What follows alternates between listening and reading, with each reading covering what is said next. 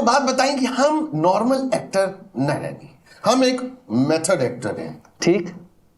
हर चीज में मेथड। हाँ गिरनी सच्चों, हाँ मरनी सच्चों, हाँ।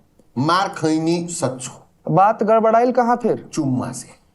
मतलब जब हम बहुत बड़ा एक्टर रहे तो हमार खैनी खाए का एक आदत रहा, अरे, तो हम खैनी खाते हैं, हीरोइन कही देश का हम चुम्मा न दे। और तब इस सुन के हम वही कहनी जौन एक सच्चा मेथड एक्टर करी। का कह देनी रौरा? हीरोइन के धर के हाँ। हम चुम्मा ले लेनी। बाप रे बाप। ओकरा बाद?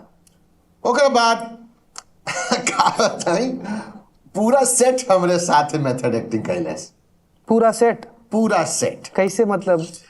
पूरा सेट हमके धर के हमार ले लेलस। क्लास ले लेलस। ओकर बाद से एक्टिंग समझा पूर्ण रूप से बंदे बा। फिर से कभी एक्टिंग करे के मन ना करेला?